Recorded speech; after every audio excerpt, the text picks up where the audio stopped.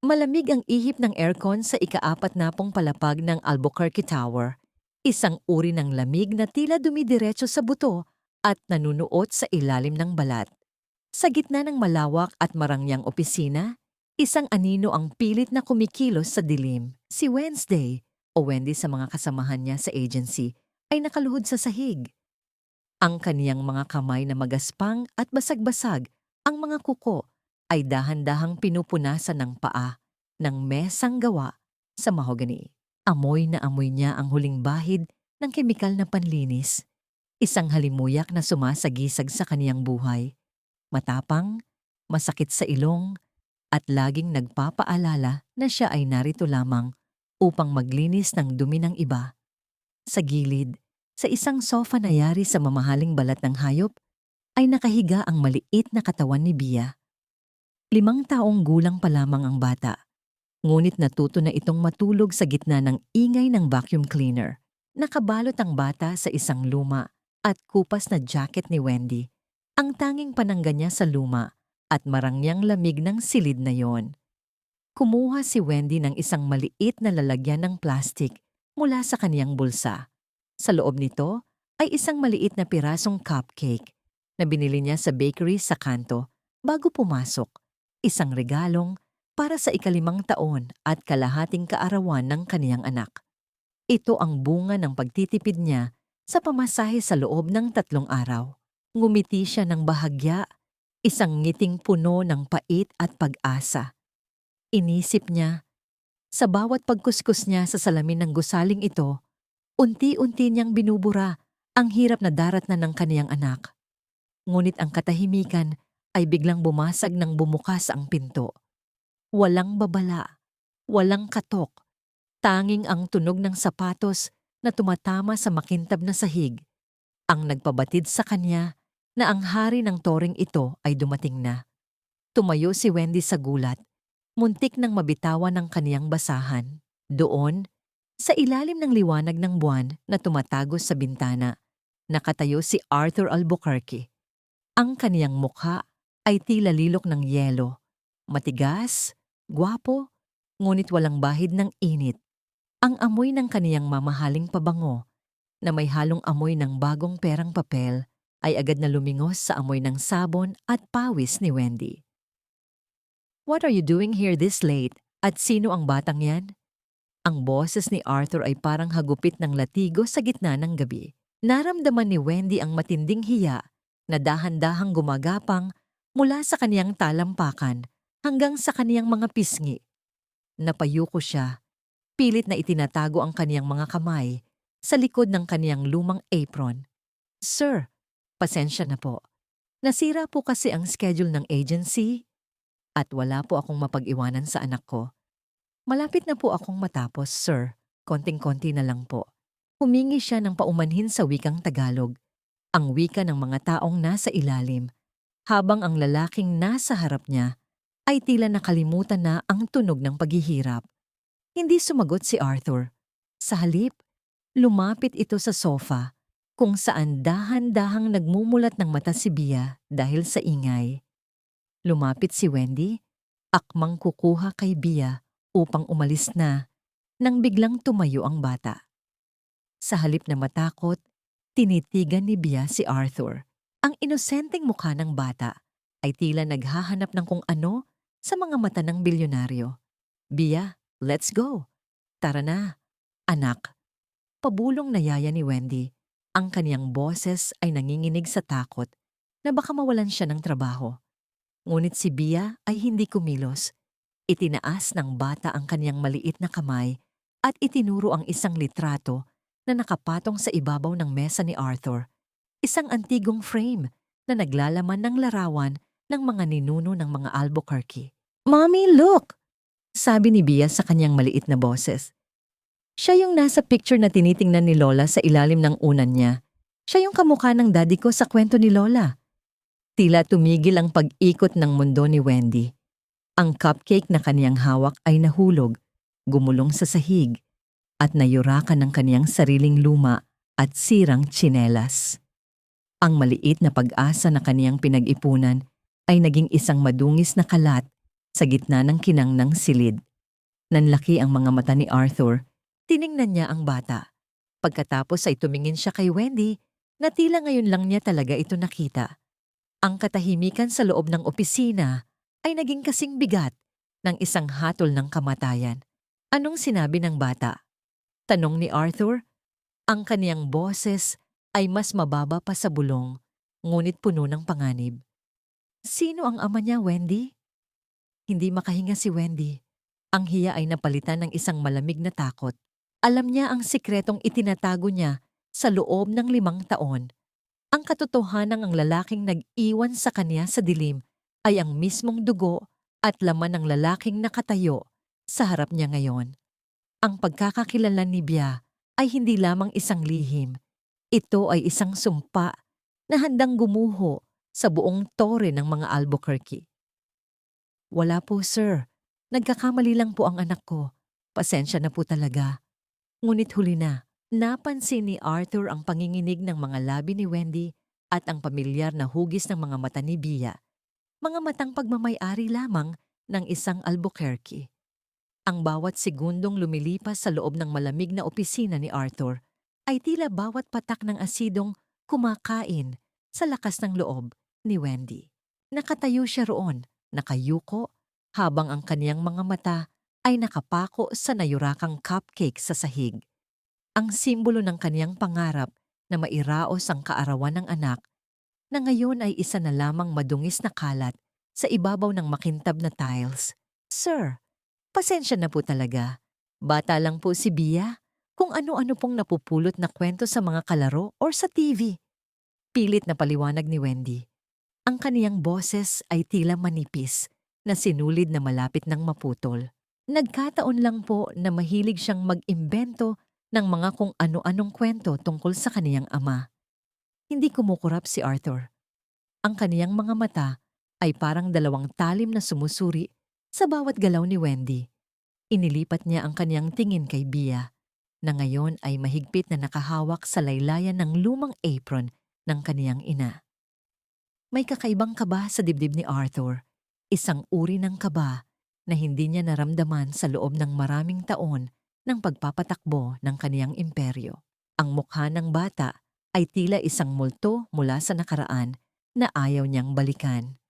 I don't like lies, Wendy, malamig na sabi ni Arthur. And I certainly don't like coincidences.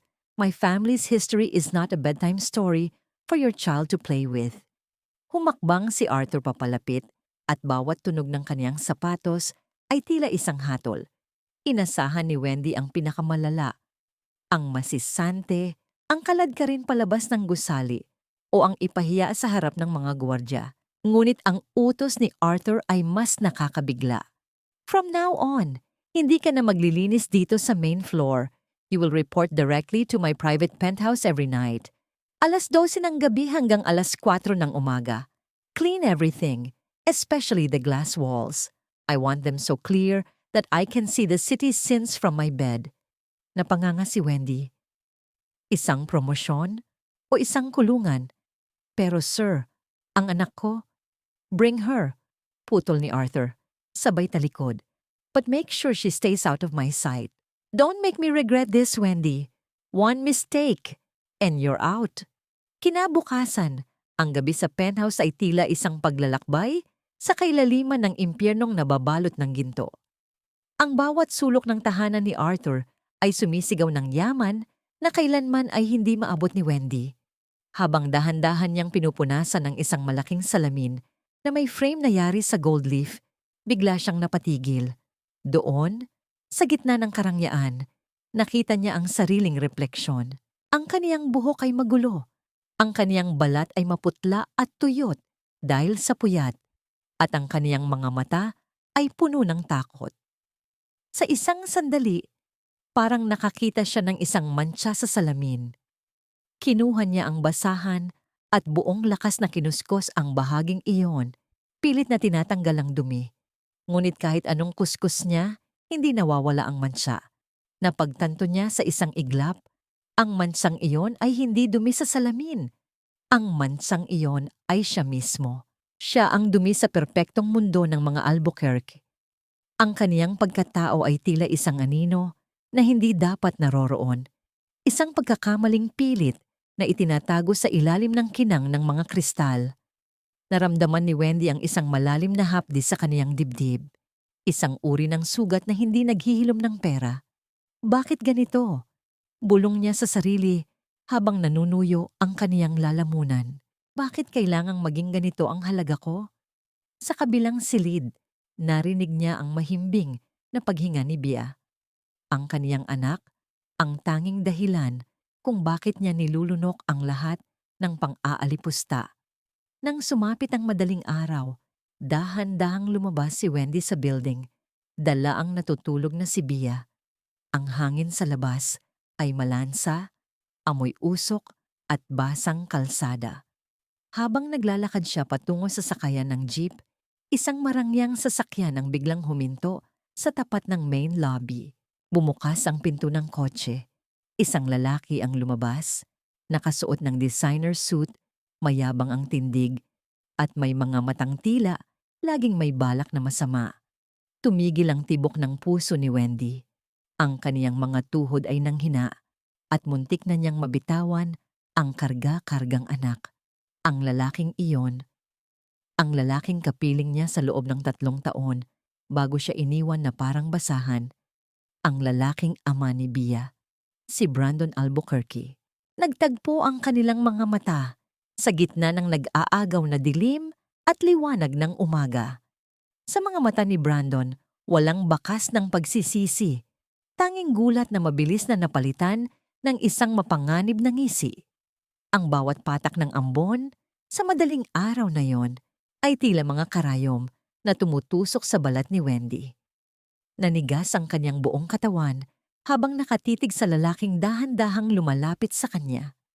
Si Brandon, ang amoy ng kanyang mamahaling tabako at leather na sapatos ay sumasagupa sa amoy ng basang kalsada at pagod ni Wendy. Sa kaniyang tabi, bahagyang gumalaw si Bia. Ang kaniyang munting hininga ay mainit laban sa leeg ng kaniyang ina. Hindi alam na ang kaniyang tunay na ama ay nasa harap na nila. Wendy Alvarez, ang boses ni Brandon ay puno ng pangungutya. Tila binibigkas niya ang pangalan ng isang peste na matagal na niyang kinalimutan.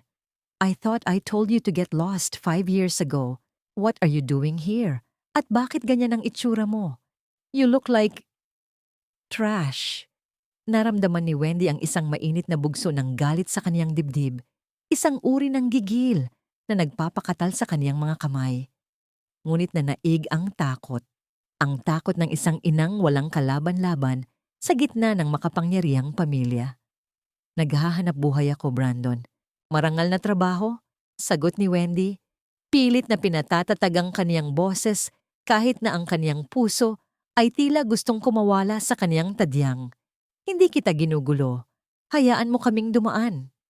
Tumawa si Brandon, isang malamig at nakakangilong tunog. Humakbang siya ng mas malapit, sapat na upang maramdaman ni Wendy ang init ng kaniyang katawan. Dinukot ni Brandon ang kaniyang wallet at kumuha ng isang bungkos ng tig-1,000 piso. Listen to me carefully, Wendy. Ayaw ko ng gulo. Lalo na ngayong bumalik na ako para sa posisyon ni Arthur. This is for you, sabi ni Brandon habang pilit na isinisiksik ang pera sa bulsa ng lumang apron ni Wendy. Take this money and leave the city. Ngayon din, huwag mo nang hayaang makita ka ulit ni Arthur o kahit na sino sa pamilya ko. Utang na loob mo sa akin ang buhay mo, kaya huwag kang maging disturbo. Naramdaman ni Wendy ang gasgas ng mga bagong perang papel sa kaniyang palad. Ang bawat sentimo ay tila isang sampal sa kaniyang pagkatao. Sa isang iglap ng tapang, kinuha niya ang pera at buong lakas na isinabog ito sa harap ni Brandon. Ang mga libo-libong piso ay tila mga tuyong dahon na lumipad sa hangin bago dahan-dahang bumagsak sa maduming kanal. Hindi mabibili ng pera mo ang katahimikan ko, Brandon, sabi ni Wendy. Ang kaniyang mga mata ay nag-aapoy sa galit. At huwag mong banggitin ang utang na loob dahil wala akong utang sa'yo, kundi ang sakit na ibinigay mo sa akin. Ngunit sa gitna ng kanyang matapang na pahayag, Biglang umubo si Bia, isang malalim at tuyong ubo na nagpatahimik sa paligid. Naramdaman ni Wendy ang init ng noo ng bata sa kaniyang balikat. Nilalagnat si Bia. Wala siyang pera para sa gamot. Wala siyang pambili ng pagkain para sa susunod na araw. Tumingin si Brandon sa bata. Pagkatapos ay tumingin siya sa perang lumulutang sa maruming tubig ng kanal. Isang mapanirang ngisi ang gumuhit sa kaniyang mga labi. Ganyan ba, Wendy? Paninindigan mo ang pride mo kahit na mamatay ang anak mo sa gutom at sakit? Tanong ni Brandon. Ang kaniyang boses ay tila isang ahas na bumubulong ng katotohanan. Look at you. You are nothing. Isang hamak na janitor na nangarap maging prinsesa. Huwag mong idamay ang batang yan sa kahibangan mo. Yumuko si Wendy. Ang kaniyang mga balikat ay gumuho. Ang bigat ng pagiging isang ina ay mas matindi kaysa sa bigat ng kaniyang galit. Pinanood niya si Brandon na sumakay pabalik sa kaniyang kotse at humarurot palayo. Iniwan silang mag-ina sa gitna ng ulan. Dahan-dahan, sa ilalim ng malamig na liwanag ng mga streetlights, lumuhod si Wendy sa gilid ng kalsada. Ang kaniyang mga kamay na nanginginig ay isa-isang pinulot ang mga basang pera mula sa kanal. Bawat perang kaniyang pinupulot ay tila isang piraso ng kaniyang dignidad na tuluyan ng nadudurog. Ang amoy ng kanal ay kumapit sa kaniyang mga daliri. Isang paalala na para sa kaniyang anak, handa siyang lumubog sa anumang dumi. Hindi niya alam, sa itaas ng Albuquerque Tower, sa likod ng malawak na salamin ng penthouse, nakatayo si Arthur. Nakita niya ang lahat.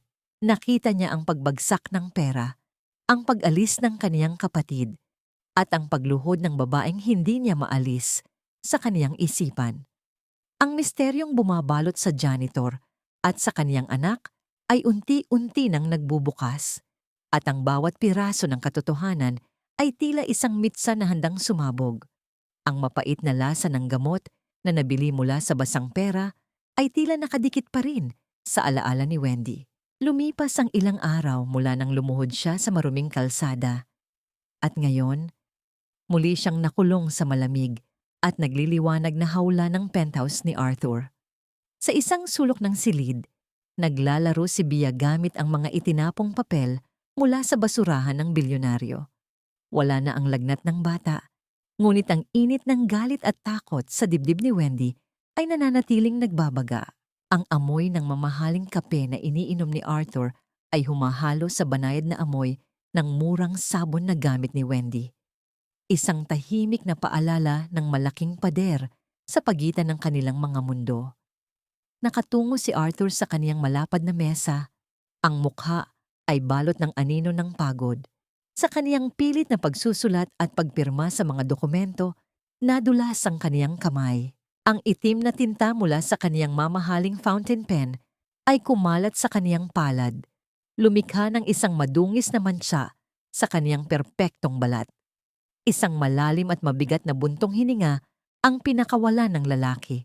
Bakas ang frustrasyon hindi lang sa dumi, kundi sa isang matagal ng bigat na dinadala ng kaniyang isipan. Hindi napansin ni Wendy ang nangyari dahil abala siya sa pagkuskos ng mga bintanang salamin. Ngunit ang maliliit na paa ni Bia ay dahan-dahang humakbang palapit sa mesa ng bilyonaryo. Napatigil si Arthur nang maramdaman niya ang isang maliit na presensya sa kaniyang tabi. Paglingon niya, nakita niya si Bia na nakatingala sa kanya. Inilapag ng bata sa ibabaw ng mesa ang isang lukot na papel na kaniyang ginuhitan gamit ang isang sirang krayola. Isang bahay na bungi-bungi ang bubong at 3 tao na magkakahawak kamay na nakangiti sa ilalim ng isang malaking araw. Tiningnan ni Bia ang kamay ni Arthur na puno ng tinta. Walang pag-aalinlangan, inabot ng bata ang kamay ng lalaki. Ginamit ni Bia ang kaniyang sariling maliit at mainit na hinlalaki upang kuskusin ang tinta. Sir Arthur, don't be sad, sabi ni Mommy. Ang dumi daw natatanggal Sabi ni Mommy, ang dumi daw natatanggal kapag hinaplos ng pagmamahal. Napatigil ang tibok ng puso ni Arthur. Ang maliit at mainit na daliri ni Bia ay dahan-dahang kumuskos sa kaniyang palad. Pilit na binubura ang itim na tinta. Ang balat ng bata ay malambot. tila isang talulot ng bulaklak na dapo sa kaniyang magaspang at malamig na kamay. Sa loob ng maraming taon, ang kamay ni Arthur ay ginagamit lamang sa pagpirma ng mga kontratang nagkakahalaga ng bilyon, sa pagkamay sa mga taong plastik ang nangiti, at sa paghawak ng baso ng alak sa gitna ng kalungkutan. Ngayon lang muli siya nahawakan ng isang kamay na walang hinihinging kapalit. Naramdaman ni Arthur ang isang pamilyar na kirot sa kaniyang lalamunan, isang uri ng bara na matagal na niyang ibinaon kasabay ng alaala ng kaniyang sariling kabataan. Ang amoy ng bata, amoy ng gatas at murang pulbo ay tila isang gamot na pilit na nagpapahilom sa kaniyang nanunuyot na kaluluwa. Bia. Ang boses ni Wendy ay tila isang saksak sa katahimikan ng silid. Mabilis siyang lumapit. Ang kaniyang mukha ay maputla at puno ng takot. Agad niyang hinila ang kamay ni Bia. Tila ba ang hawak ng kaniyang anak ay isang apoy na nakakapaso. Pasensya na po, sir. Hindi ko po sinasadya. Bia, di ka. Huwag mong guguluhin si Sir Arthur. Mabilis na sabi ni Wendy. Ang kaniyang mga mata ay hindi makatingin ng diretso kay Arthur. Kinuha niya ang kaniyang lumang basahan at pilit na pinunasan ng kamay ni Bia na nagmantsa rin ng tinta. It's okay, Wendy. Mahinahong sabi ni Arthur. Ang kaniyang boses ay wala ng talim ng yelo. Sa halip ay may bahid na ng pagkalito. Your daughter? She has a way with words. At kanino niya natutunan ang tungkol sa drawing na ito? Itinaas ni Arthur ang lukot na papel na iginuhit ni Bia. Doon, nakita ni Wendy ang tatlong figura. Isang lalaking matangkad, isang babaeng mahaba ang buhok, at isang batang nasa gitna. Naramdaman ni Wendy ang panlalamig ng kaniyang sikmura. Iyon ang pangarap ni Bia na kailanman ay hindi niya maibibigay. Isang buong pamilya. Guni-guni lang po ng bata yan, sir. Wala po kaming ibang kasama sa bahay, kundi kaming dalawa lang. Sagot ni Wendy, habang marahas niyang itinatago ang kaniyang mga kamay na nanginginig sa ilalim ng apron. Tinitigan ni Arthur si Wendy. Sa ilalim ng liwanag ng chandelier, napansin niya ang mga pasa sa braso ng babae. Hindi pasang galing sa bao look, kundi pasang galing sa sobrang pagod at kakulangan sa nutrisyon. Ang babaeng ito ay tila isang kandilang unti-unting nauupos upang magbigay ng liwanag sa kaniyang anak. Tell me the truth, Wendy, sabi ni Arthur. Ang kaniyang titig ay tila bumubutas sa bungo ng babae. Sino ang ama ng bata? Bakit sinasabi niyang kamukha ko ang daddy niya sa kwento ng lola niya? Sasagot na sana si Wendy nang biglang bumukas ang elevator sa gilid ng penthouse. Isang matanda at maringgal na babae ang lumabas, nakasuot ng terno na gawa sa mamahaling sutla. Ang kaniyang mga alahas ay kumikinang sa bawat galaw at ang kaniyang tindig ay nagpapahiwatig ng kapangyarihang walang sino mang pwedeng sumuway. Si Doña Marcela Albuquerque, napatigil ang matanda nang makita ang eksena. Ang kaniyang apo na si Arthur, ang isang janitor na nakaluhod, at ang isang batang babaeng may mga matang tila salamin ng kaniyang sariling kabataan. Nanliit ang mga mata ng matanda. Ang kaniyang matalas na pangamoy ay agad na nakakita ng isang bagay na hindi dapat naroroon. Arthur, anong ginagawa ng mga taong ito sa loob ng pamamahay mo? Ang boses ni Doña Marcela ay tila isang hatol na walang apela. Tumingin si Bia sa matanda. Sa halip na matakot, ang bata ay ngumiti ng inosente. Mami, siya po yung lola sa picture, yung laging hinahalikan ni Daddy bago siya matulog. Ang katahimikan sa penthouse ay naging kasing bigat ng isang libingan. Ang mukha ni Doña Marcela ay nawalan ng kulay, habang si Wendy ay tila gustong lamunin ng lupa sa tindi ng hiya at panganib. Ang bawat salitang binitawan ni Bia ay tila mga tipak ng yelo na bumagsak sa gitna ng mainit na katahimikan sa penthouse. Ang mukha ni Doña Marcela, na dati ay puno ng mapagmataas na awtoridad, ay tila nabahira ng isang hindi maipaliwanag na takot na mabilis niyang itinago sa likod ng kaniyang matalim na mga mata.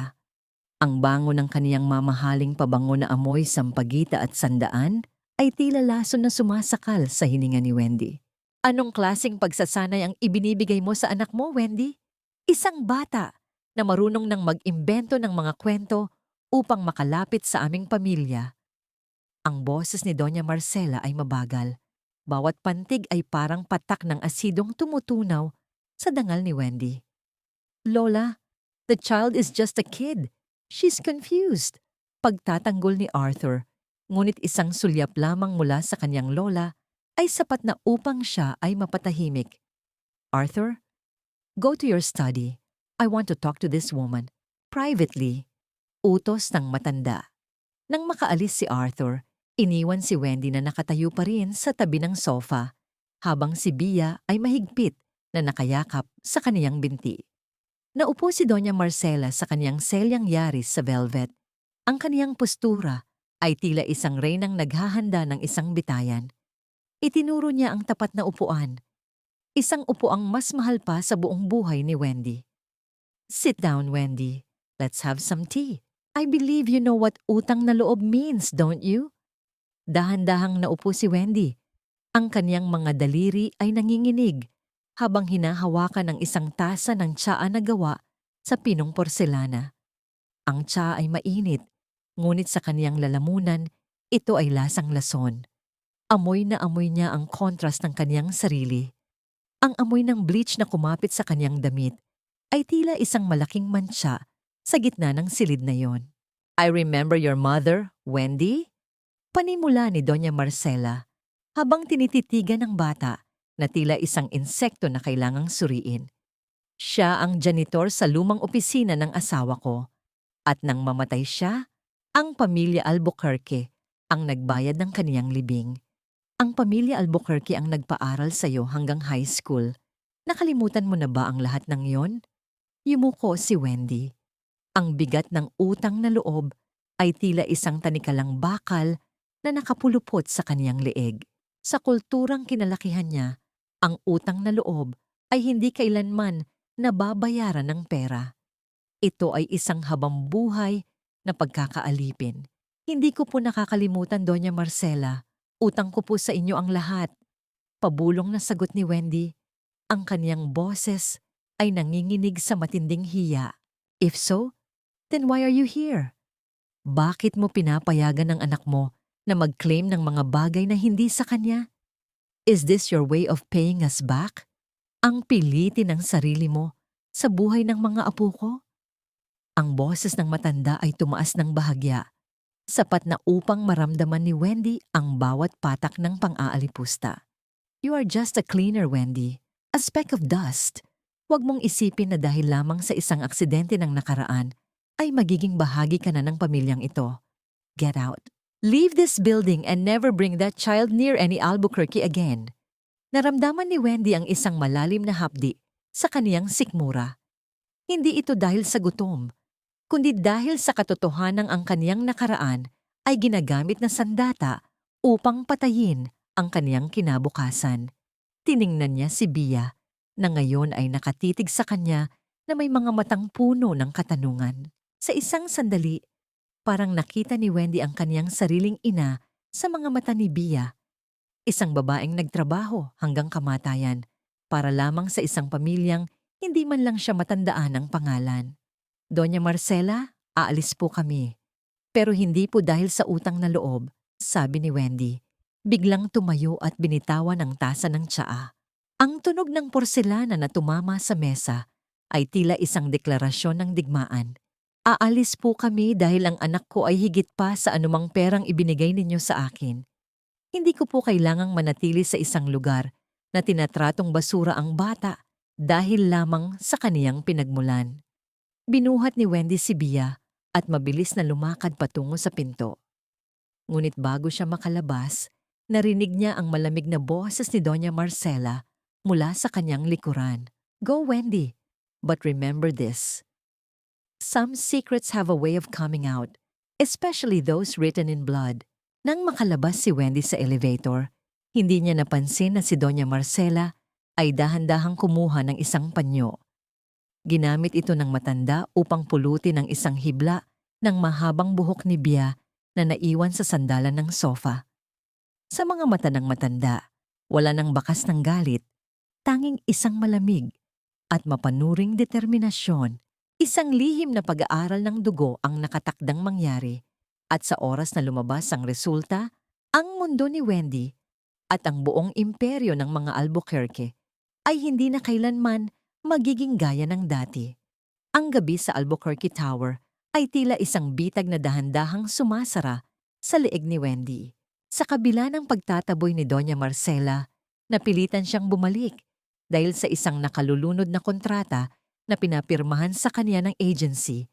Isang kontratang nagsasaad na kailangan niyang bayaran ang halagang 10 beses ng kaniyang sahod kung bigla siyang aalis. Ang kahirapan ay isang tanikalang gawa sa papel at si Wendy ay bihag nito. Habang naglilinis siya sa silid ng mga server at printer, ang puso ng mga sikreto ng kumpanya, ang amoy ng uminit na papel at ozone ay nanunuot sa kaniyang ilong. Madilim ang paligid, tanging ang mga asul at pulang ilaw ng mga makina ang nagbibigay ng kakaibang liwanag. Sa kaniyang tabi, si Bea ay tahimik na nakaupo sa sahig, abala sa paglalaro ng isang maliit na bolang gawa sa mga binilot na basurang papel. Biglang bumukas ang pinto. Pumasok si Brandon, bitbit ang isang itim na folder na may tatak na strictly confidential. Ang kaniyang mga hakbang ay hindi naririnig dahil sa kapal ng carpet, ngunit ang kaniyang presensya ay tila isang malamig na hanging nagpapatayo ng balahibo ni Wendy. "Oh, nandito ka pa pala, Wendy. Akala ko ba matapang ka na?" Ang boses ni Brandon ay puno ng malisya habang inilalapag ang folder sa ibabaw ng printer. "Sayang naman itong mga dokumentong ito. Kung mawawala ito, baka bumagsak ang stock ng Albuquerque Group." "Sir Brandon, tapos na po ako rito? Aalis na kami," sabi ni Wendy. Pilit na iniiwasan ang tingin ng lalaki. Mabilis niyang kinuha ang kaniyang lumang bag na tela, isang bag na maraming tahi at kupas na ang kulay. "Wait, not so fast," ani Brandon. Isang mapanganib na ngiti ang sumilay sa kaniyang mga labi. Kinuha niya ang folder at sa isang mabilis na galaw na hindi napansin ni Wendy, ay isiningit ito sa ilalim ng mga kagamitan sa loob ng cleaning cart ni Wendy. Pagkalipas ng ilang minuto, ang katahimikan ng gabi ay binasag ng pagdating ng 2 gwardiya kasama si Arthur. Ang mukha ni Arthur ay balot ng pagkalito at galit. "Sir, may nawawalang file sa server room. Ang huling nakita sa CCTV na lumabas ay si Wendy." Ulat ng isang gwardiya. Naramdaman ni Wendy ang panlalamig ng kaniyang buong katawan. "Ano pong file? Wala po akong kinukuha. Naglilinis lang po ako." "Let's check the cart," utos ni Brandon, na kunwari ay kakarating lang at mukhang nag-aalala. "Arthur, I told you, hiring people from the streets is a security risk. Masyadong malaki ang utang nila sa mundo, kaya gagawin nila ang lahat para makakuha ng pera." Sa pilitang hinalughog ng gwardya ang cart ni Wendy, itinapon nila sa sahig ang mga bote ng sabon, ang mga basahan, at ang maliit na baunan ni Bea na may lamang tirang kanin at tuyo. Ang amoy ng tuyo ay kumalat sa marangyang silid, isang amoy na tila sumisigaw ng kahirapan sa gitna ng karangyaan. At doon, sa ilalim ng isang basang basahan, lumitaw ang itim na folder. "Ito po, sir," sabi ng gwardiya habang ibinibigay ang folder kay Arthur. "Wendy, bakit?" Ang boses ni Arthur ay puno ng pait. Tila gusto niyang maniwala sa babae, ngunit ang ebidensya ay nasa harap na niya. "Hindi sa akin yan. Sir, maniwala kayo. Hindi ko alam kung paano napunta yan diyan." Sigaw ni Wendy, ang kaniyang boses ay puno ng desperasyon. "Brandon, ikaw ang pumasok kanina. Sir Arthur, siya ang huling kasama ko." Tumawa ng mahina si Brandon. "Me, bakit ko naman nanakawin ang sarili kong dokumento?" "Arthur, look at her. Masyado siyang desperada. Baka ibebenta niya ito sa mga kalaban natin para lang may pambili ng gamot ng anak niya." Lumapit si Brandon kay Wendy at sa pilitang kinuha ang kaniyang bag. Ibinuhos niya ang lahat ng laman nito sa sahig.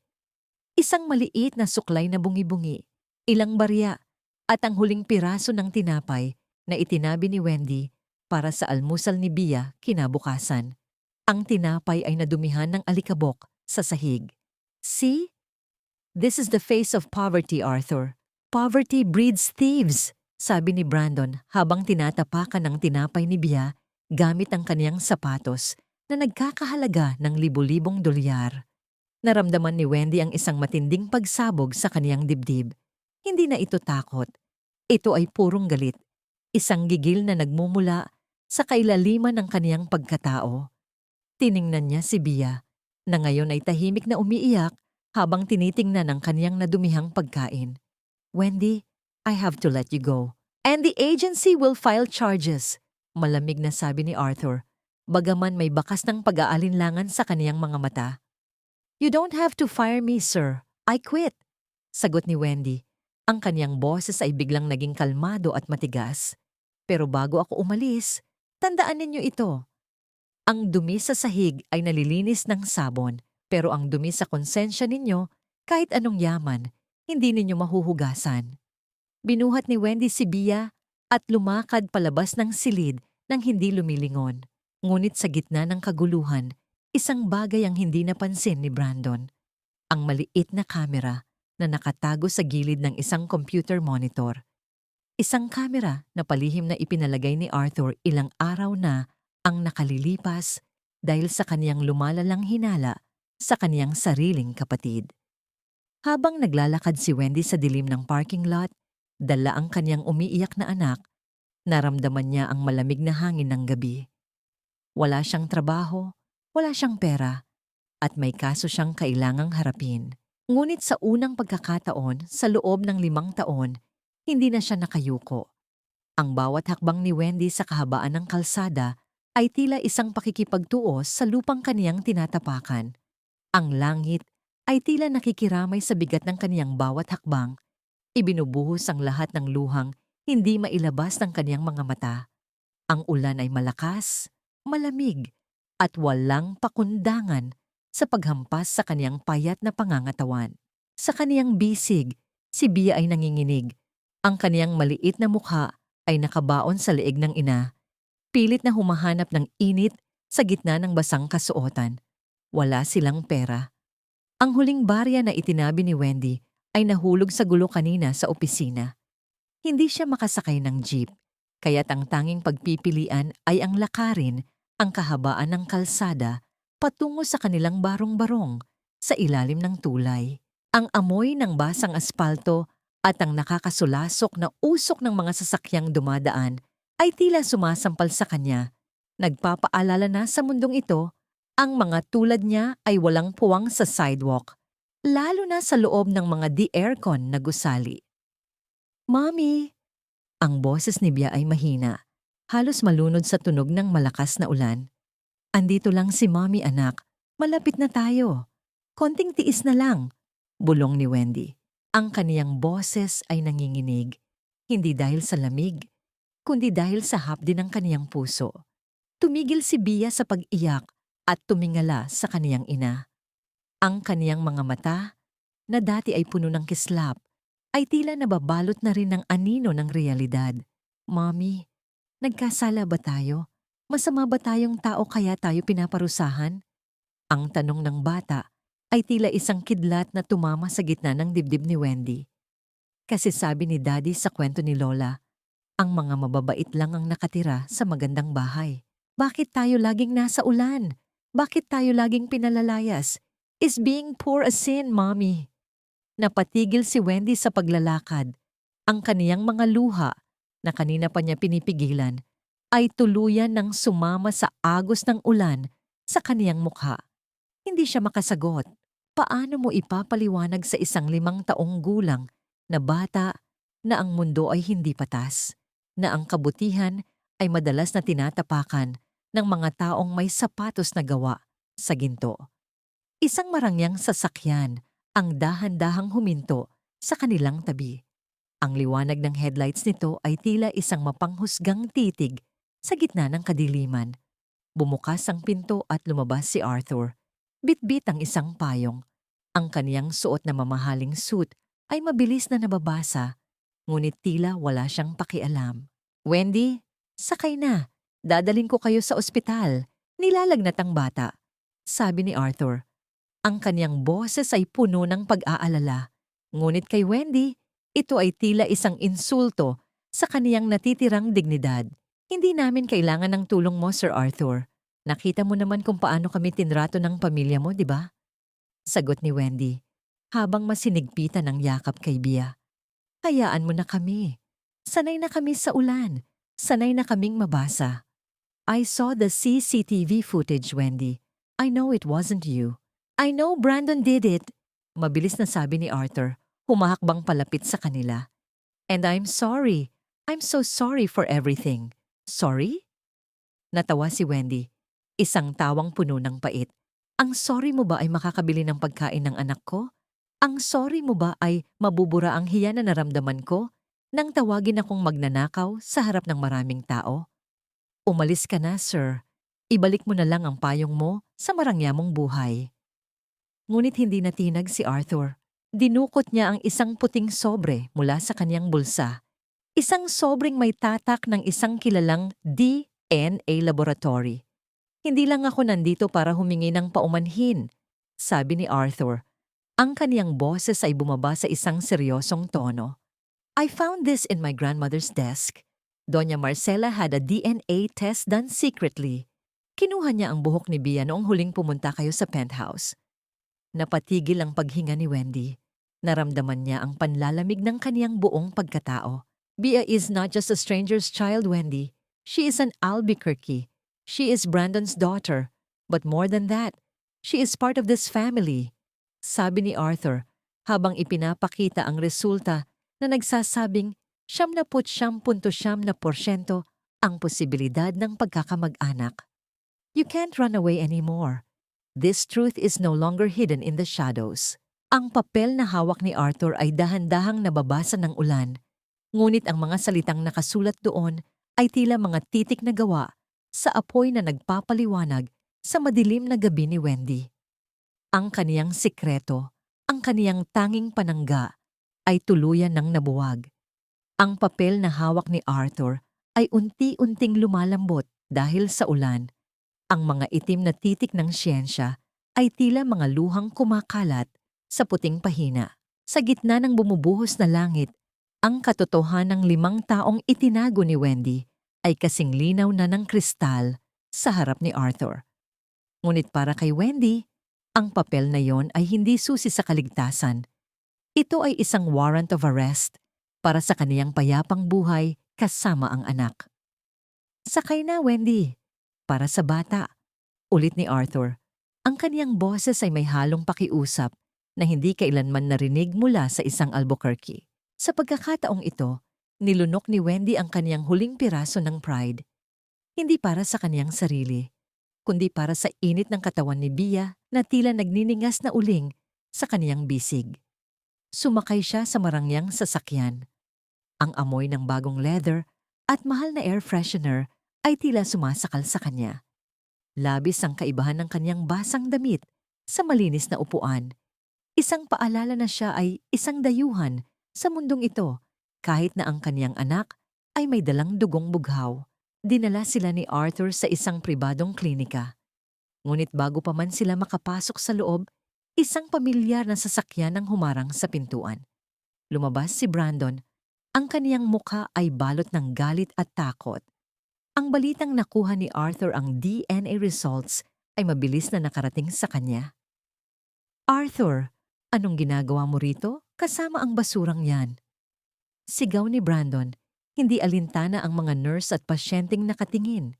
Ang basurang tinatawag mo, Brandon, ay ang ina ng anak mo. Malamig na sagot ni Arthur habang inaalalayan si Wendy. Mabilis na lumapit si Brandon kay Wendy. Ang kaniyang mga mata ay nanlilisik, tila isang hayop na nasusukol. Makinig ka sa akin, Wendy. Kung iniisip mo na gagamitin mo ang batang yan para makakuha ng pera sa pamilya ko, nagkakamali ka. I will make sure you lose everything. I will file for kidnapping. I will say you stole my seed to trap me. Naramdaman ni Wendy ang isang matinding panginginig, hindi dahil sa lamig, kundi dahil sa isang uri ng gigil na matagal na niyang kinikimkim. Sa unang pagkakataon, hindi siya yumuko.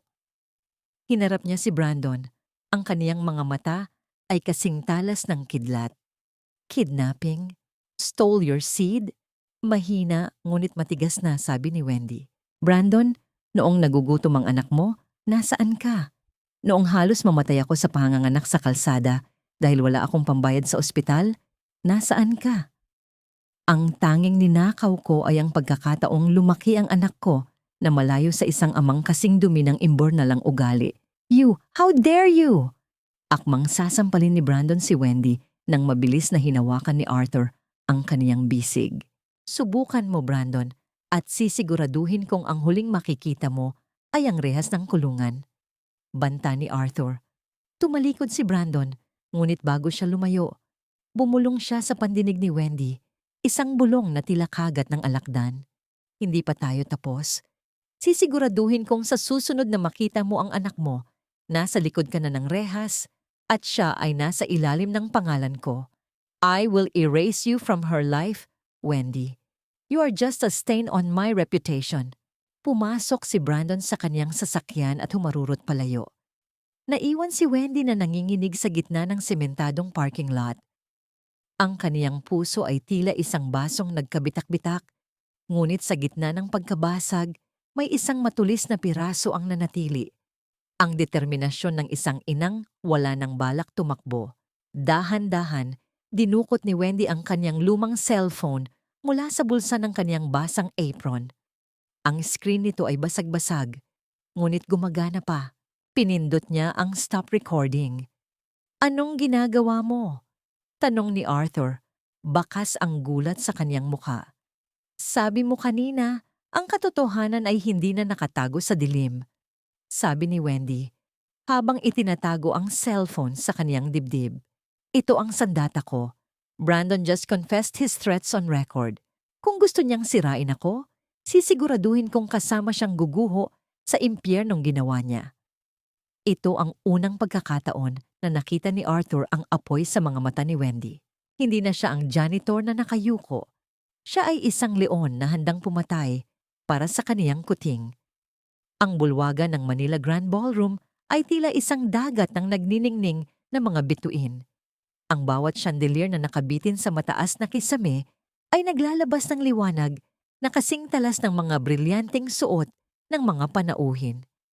Amoy na amoy ang halimuyak ng mga sariwang bulaklak na hinaluan ng amoy ng mamahaling alak at mga pagkaing hindi man lang mabigkas ng isang karaniwang tao ang pangalan. Ito ang gabi ng ika-50 anibersaryo ng Albuquerque Group, ang gabi kung saan nakatakdang ihalal si Brandon bilang bagong Chief Operating Officer. Sa gitna ng entablado, nakatayo si Brandon. Ang kaniyang ngiti ay tila isang perpektong maskara, makinang at walang kapintasan sa ilalim ng mga spotlight. Hawak niya ang isang baso ng champagne, tumatango sa bawat papuring ibinibigay ng mga negosyante at politiko. Sa kaniyang tabi, si Doña Marcela ay parang isang reyna, nakasuot ng isang kulay gintong terno na tila gawa sa sinulid ng kapangyarihan. Ngunit ang katahimikan ng karangyaan ay biglang nabulabog nang bumukas ang malaking pinto sa dulo ng bulwagan. Walang anunsyo, walang kislap ng mga kamera. Pumasok si Wendy. Hindi siya nakasuot ng gown na nagkakahalaga ng milyon-milyon. Suot niya ang isang simpleng puting blusa at itim na palda. Ang kaniyang pinakamalinis na kasuotan na itinago niya para sa mga espesyal na araw sa simbahan. Ang kaniyang buhok ay maayos na nakapusod. Inilalantad ang kaniyang mukha na kahit walang bahid ng makeup ay naglalabas ng isang uri ng ningning na hindi kayang bilhin ng pera. Ang ningning ng katotohanan. Ang bawat hakbang ni Wendy sa ibabaw ng pulang carpet ay tila isang sampal sa katahimikan ng silid. Ang mga panauhin ay nagsimulang magbulong-bulungan. Ang kanilang mga mata ay puno ng pangungutya at pagkalito. Sino siya? Isang janitor? Anong ginagawa ng isang hamak na utusan sa ganitong pagtitipon? Mabilis na bumaba si Brandon mula sa entablado. Ang kaniyang mukha ay naging kasing pula ng alak na kaniyang hawak. Anong ginagawa mo rito, Wendy? Guards! Bakit hinayaan ninyong makapasok ang basurang ito? Hindi natinag si Wendy. Nanatili siyang nakatayo ng tuwid. Ang kaniyang mga mata ay diretso sa mga mata ni Brandon. Naramdaman niya ang matinding hiya. Hiya, na pilit na ibinabato sa kanya ng lahat. Ngunit mas matindi ang apoy ng kaniyang pagiging ina. Hindi ako naririto bilang isang janitor, Brandon. Ang boses ni Wendy ay malinaw. Umaalingaw-ngaw sa buong bulwagan. Naririto ako bilang saksi sa isang kasalanang pilit ninyong ibinabaon sa ilalim ng mga carpet na ito. Umalis ka na bago ko patawagin ng pulis. Bulong ni Brandon. Ang kaniyang boses ay nanginginig sa gigil. Pulis? Natawa si Wendy ng bahagya. Isang tawang puno ng pait. Sige, tawagin mo sila. Sabay nating iparinig sa kanila ang recording kung paano mo ako pinagbantaan at kung paano mo itinanggi ang sarili mong dugo at laman para lamang sa posisyong yan. Nanigas si Brandon. Ang kaniyang maskara ay nagsimulang magbitak-bitak. Lumapit si Wendy ng mas malapit, sapat na upang marinig lamang ni Brandon at ng mga taong nasa harap. Itatanong ko lang sa iyo, Brandon, sa gitna ng lahat ng yaman na ito, naaalala mo ba ang amoy ng gatas ng anak mo noong sanggol pa siya? Naaalala mo ba ang init ng kanyang hininga noong kailangan niya ng gamot habang ikaw ay nagsasaya sa ganitong mga party? Kasi ako, Brandon, bawat segundo ng paghihirap namin, kabisado ko. Enough! Sigaw ni Doña Marcela, humakbang palapit sa dalawa. Wendy, huwag mong hiyain ang pamilyang ito sa harap ng aming mga bisita. Bibigyan kita ng kahit magkanong gusto mo, umalis ka lang.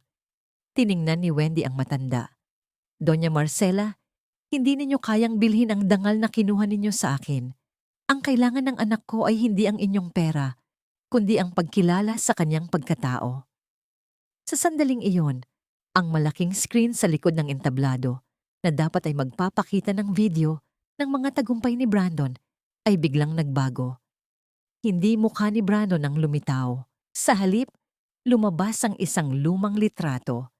Isang litrato ni Brandon at Wendy noong sila ay nagsisimula pa lamang, masaya at tila walang pakialam sa mundo. At kasunod nito, ang malinaw na audio recording ng pag-amin ni Brandon sa kaniyang mga pananakot sa parking lot. Ang buong bulwagan ay naging kasing tahimik ng isang libingan. Lahat ng mata ay bumaling kay Brandon, na ngayon ay tila isang basang sisiw sa gitna ng kaniyang sariling kaharian. Sa gilid ng entablado, lumitaw si Arthur. Hawak niya ang remote ng projector at sa kaniyang tabi ay isang matandang lalaki, ang dating driver ng pamilya Albuquerque na naging saksi sa lihim na relasyon ni Brandon at Wendy. The gala is over, malamig na sabi ni Arthur sa mikropono. But the judgment has just begun. Ang katahimikan sa loob ng Manila Grand Ballroom ay kasing bigat ng isang hatol ng bitayan. Ang bawat marangyang ilaw na kanina ay nagbibigay ningning kay Brandon ay tila naging mga mapanghusgang mata na bumubutas sa kaniyang pagkatao. Ang amoy ng mamahaling wine ay naging mapakla, hinaluan ng amoy ng malapot na pawis na namumuo sa noo ng lalaking dati ay tila hindi kayang abutin ng kahit anong dumi. Fake yan. Isang malaking kasinungalingan ng lahat ng iyan. Sigaw ni Brandon, ang kaniyang boses ay nanginginig, hindi na sa kapangyarihan, kundi sa matinding takot. Arthur, how could you do this to your own brother? Inutusan mo ba ang janitor na ito na sirain ako? Hindi sumagot si Arthur. Sa halip, lumakad siya sa gitna ng entablado. Ang kaniyang bawat hakbang ay tila tunog ng batingaw na nagbabadya ng katapusan. Inilapag niya ang isa pang folder sa podium. Isang folder na kulay dugo sa ilalim ng pulang spotlight. Hindi lang ito tungkol kay Wendy at sa anak mo, Brandon. Malamig na sabi ni Arthur.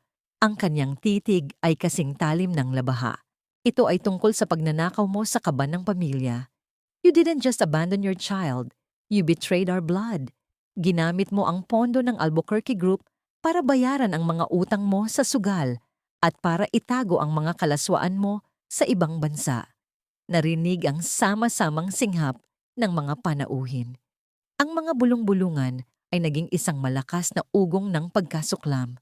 Si Doña Marcela, na kanina ay nakatayo ng tuwid, ay dahan-dahang napaupo sa kaniyang silya. Ang kaniyang mukha na dati ay tila pader ng yelo, ay nagsimulang gumuho. Ang kaniyang mga mata ay puno ng pait, habang nakatingin sa apo na kaniyang pinakamahal at pinoprotektahan.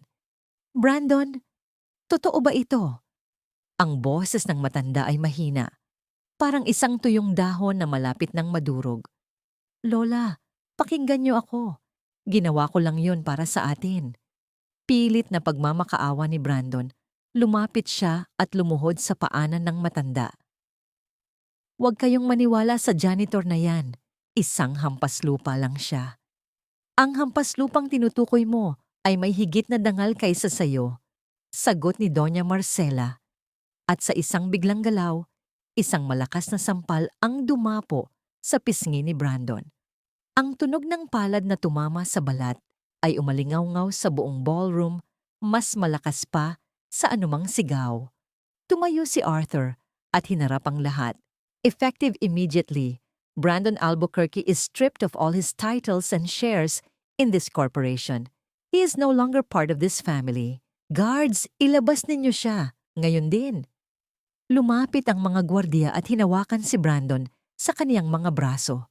Sa gitna ng kaniyang pagwawala, habang kinakaladkad siya palabas, isang nakakaawang tanawin ang nakita ng lahat. Ang kaniyang mga kamay na nanginginig ay pilit na humahawak sa mga singsing na ginto sa kaniyang daliri. Tila ba yun na lamang ang natitirang piraso ng kaniyang pagkakakilanlan. Isang singsing ang nahulog at gumulong sa sahig. Tumigil ito sa tapat ng madungis at sirang tsinelas ni Wendy. Tiningnan ni Wendy ang gintong singsing sa kaniyang paanan. Hindi niya ito pinulot. Hindi niya ito tiningnan ng may pagnanasa. Sa halip, dahan-dahan niyang itinulak ang singsing patungo sa kanal ng pintuan gamit ang dulo ng kaniyang paa. Ang ginto mo, Brandon, ay kasing dumi ng iyong budhi. Bulong ni Wendy habang pinapanood ang lalaking kinaladkad palabas sa karangyaang dati ay kaniyang kaharian. Naiwan sa gitna ng entablado si Arthur at Wendy. Ang mga panauhin ay isa-isang nagsimulang umalis. Dala ang balita ng pinakamalaking iskandalo sa kasaysayan ng mga Albuquerque. Sa gitna ng naglalakihang mga chandelier at mamahaling bulaklak, naramdaman ni Wendy ang isang malalim na ginhawa. Hindi dahil sa pagkatalo ni Brandon, kundi dahil sa wakas, ang pangalan ng kanyang anak ay malinis na sa lahat ng dumi. Ngunit ang laban ay hindi pa tapos. Tumingin si Arthur kay Wendy. Ang kaniyang mga mata ay may halong paghanga at kaba. Alam nilang dalawa na ang tunay na pagsubok ay kung paano bubuuin ang isang pamilyang winasak ng kasinungalingan sa loob ng mahabang panahon. Ang umaga matapos ang malaking unos sa pamilya Albuquerque ay balot ng isang nakabibinging katahimikan sa loob ng marangyang sunroom ng mansyon kung saan ang sikat ng araw ay tumatagos sa mga bintanang gawa sa stained glass. Amoy na amoy ang pinaghalong bango ng kape at ang amoy ng lumang kahoy. Ngunit para kay Wendy, ang bawat sulok ng mansyong ito ay tila may dalang malamig na hangin na nagpapaalala sa kanya na siya ay isang panauhing hindi kailanman magiging kabilang sa disenyo ng bahay na ito. Nakaupo si Doña Marcela sa dulo ng mahabang mesa. Ang kaniyang mukha ay tila luma at bitak-bitak na porselana, bakas ang puyat at ang pait ng katotohanang ang kaniyang paboritong apo ay isang taksil. Sa kaniyang tabi, si Bia ay tahimik na kumakain ng prutas. Ang kaniyang maliliit na daliri ay bakas pa ng tamis ng mangga. Wendy, panimula ng matanda. Ang kaniyang boses ay wala ng talim, ngunit naroon pa rin ang awtoridad na tila hindi kayang buwagin. I have made a decision. Bia is an Albuquerque. Nararapat lamang na dito siya lumaki, sa ilalim ng aking pangangalaga. She will have the best tutors, the best clothes, and her future is secured. She will be the heiress Brandon failed to be. Napatigil si Wendy sa pag-inom ng tubig. Naramdaman niya ang pamilyar na bigat sa kaniyang dibdib. Ang bigat ng isang hawlang ginto na dahan-dahang bumubukas para sa kaniyang anak. Pero may isang kondisyon. Pagpapatuloy ni Doña Marcela habang tinititigan si Wendy ng diretsyo. Hindi magandang tingnan sa mata ng lipunan na ang tagapagmana ng Albuquerque Group ay lumalaki sa piling ng isang janitor. I will provide a separate house for you in the province. Bibigyan kita ng sapat na sustento upang hindi mo na kailanganing magtrabaho kailanman. But you must leave Bea here. Para sa ikabubuti niya, Wendy, do not let your selfishness ruin her future. Naramdaman ni Wendy ang init ng dugo na umaakyat sa kaniyang mukha. Hindi ito galit na gustong sumigaw, kundi isang matinding paninindigan na nagmumula sa kaniyang pagiging ina. Tumingin siya kay Bea, na ngayon ay nakatingin din sa kanya. Ang mga mata ng bata ay puno ng takot at pag-aalala. Dahan-dahang kinuha ni Wendy ang isang gintong pulseras na nakapatong sa mesa. Isang regalo na ibinigay ni Doña Marcela kay Bea kaninang umaga. Ang lamig ng ginto ay tila tumatagos sa kaniyang palad. Inilapag niya ito sa gitna ng mesa nang walang tunog. Ngunit ang galaw na yon ay mas malakas pa sa anumang salita. Doña Marcela, sa loob ng 5 taon, ang anak ko ay natulog sa ibabaw ng karton, kumain ng tuyo, at nabasa sa ulan. Sabi ni Wendy, ang kaniyang boses ay matatag at malinaw. Pero sa loob ng 5 taong yon, hindi siya kailanman nakaramdam na siya ay dumi. Hindi siya kailanman nakaramdam na kailangan niyang ikahiya ang kaniyang pagkatao. Tumayo si Wendy at hinawakan ng kamay ni Bea. Ang mansyong ito ay puno ng ginto, pero kasing lamig ito ng semento. Kung ang kapalit ng pagiging tagapagmana ng anak ko ay ang paglimot sa kaniyang ina, kung gayon, hindi kailangan ng anak ko ang inyong yaman. Ang kailangan ng anak ko ay isang pamilyang marunong tumingin sa puso, hindi sa bulsa. Wendy, be reasonable. You're throwing away a billion-peso future. Sigaw ng matanda. Ang kanyang boses ay pumiyok sa gulat. Hindi po nabibili ng bilyon ang yakap ng isang ina kapag may sakit ang anak niya. Sagot ni Wendy. Papasok na sana si Wendy sa pinto nang humarang si Arthur. Ang kaniyang mukha ay kalmado, ngunit may isang bagong ningning sa kaniyang mga mata. Isang ningning ng paghanga. Wait, Wendy, ani Arthur. Hinarap niya ang kaniyang lola. Lola, you can't buy blood, and you can't replace a mother with tutors. If you want Bea to be part of this family, you have to accept Wendy as she is, not as a secret to be hidden, but as the woman who raised the true pride of the Albuquerques. Tumingin si Arthur kay Wendy. Hindi mo kailangang umalis, Wendy, at hindi mo kailangang manatili sa ilalim ng anino ni Lola. I will help you start your own business. A house of your own, with your own rules, no conditions. Just a chance to be the mother you've always been, but without the dirt on your hands. Naramdaman ni Wendy ang isang mainit na luha na dahan-dahang gumulong sa kaniyang pisngi. Hindi ito luha ng sakit, kundi luha ng isang pag-asang matagal na niyang kinalimutan.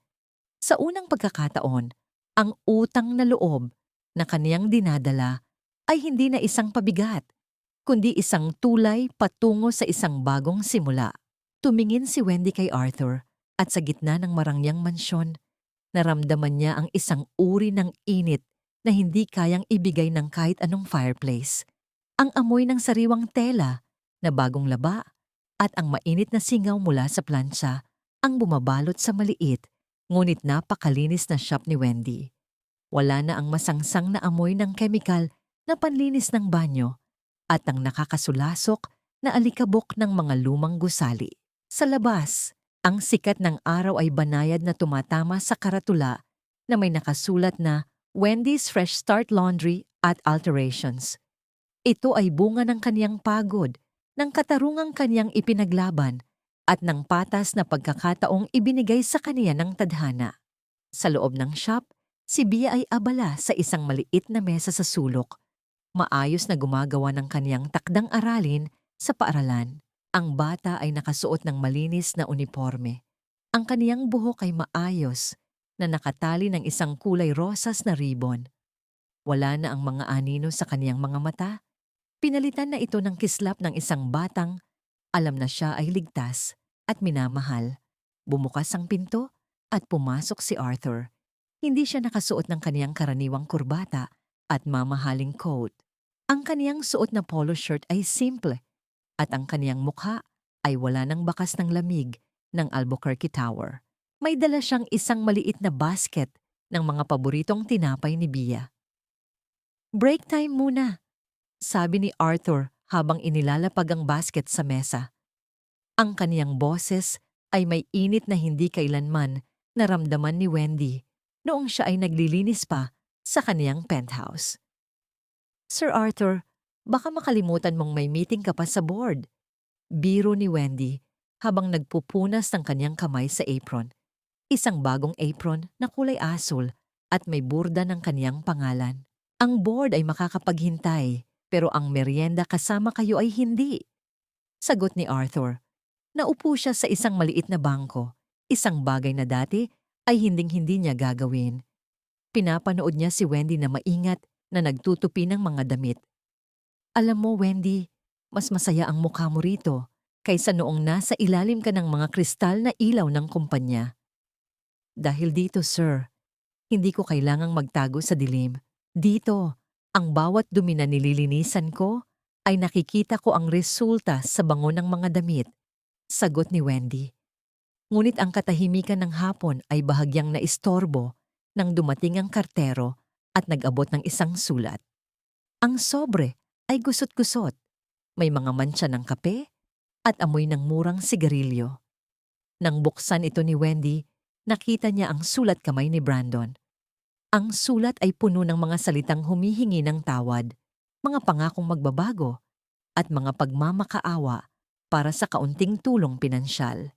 Isinulat ni Brandon na siya ay nakatira na sa isang madungis na paupahan sa labas ng lungsod, walang kaibigan at walang pangalan.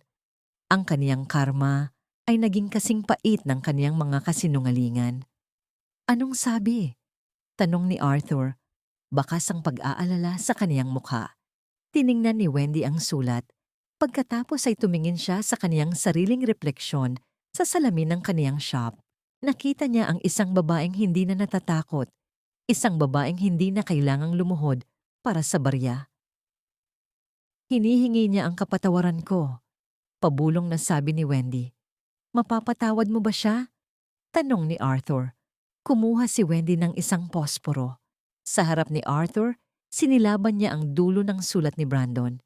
Pinanood nila ang apoy na dahan-dahang kumakain sa mga salitang puno ng dumi at dusa.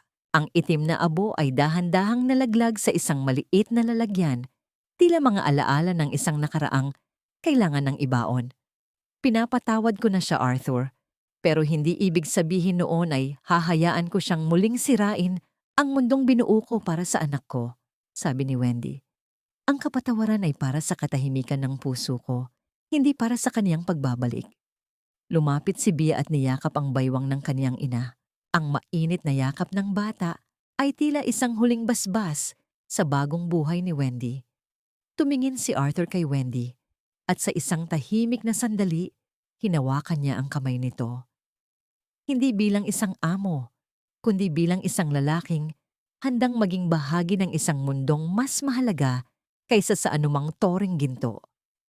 Ang gabi ay dahan-dahang dumating, ngunit sa shop ni Wendy, ang liwanag ay hindi nanggagaling sa mga chandelier, kundi sa pag-asang nagmumula sa loob ng kanilang mga puso. Ang sinag ng umaga sa labas ng bintana ay hindi na kasing lamig ng mga neon light sa Albuquerque Tower. Ito ay isang uri ng liwanag na may dalang init, humahaplos sa mga kurtinang puti na dahan-dahang sumasayaw sa ihip ng preskong hangin. Amoy na amoy ang halimuyak ng mga namumukadkad na rosas sa maliit na hardin, hinaluan ng amoy ng bagong lutong pandesal at mainit na tsokolate. 5 taon na ang lumipas. Nakatayo si Wendy sa harap ng isang malaking salamin sa kaniyang silid. Hindi na siya ang babaeng may magulo at tuyot na buhok na nakasuot ng kupas na apron.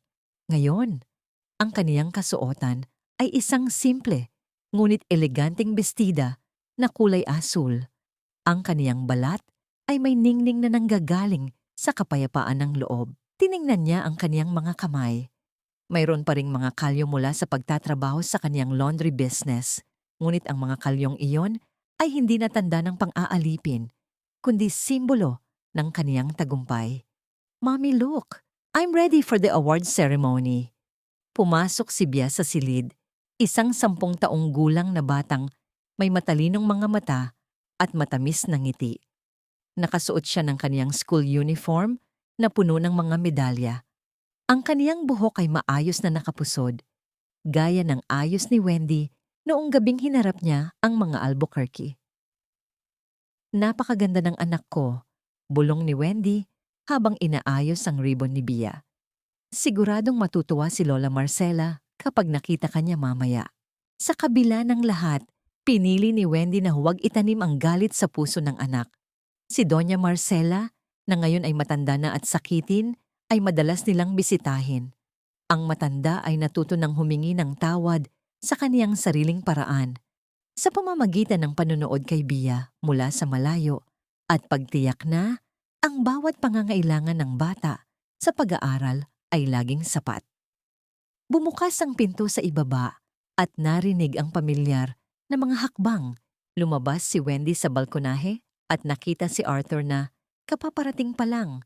Bitbit ang isang malaking pumpo ng mga bulaklak para kay Bia at isang maliit na kahon para kay Wendy. "Are you ready?" tanong ni Arthur. Ang kaniyang tingala ay puno ng pagmamahal. Tumango si Wendy. "Handa na kami, Arthur, sa lahat ng bagay." Habang naglalakad sila patungo sa sasakyan, tumingin si Wendy sa malayo, kung saan aninag ang dulo ng Albuquerque Tower sa skyline ng lungsod.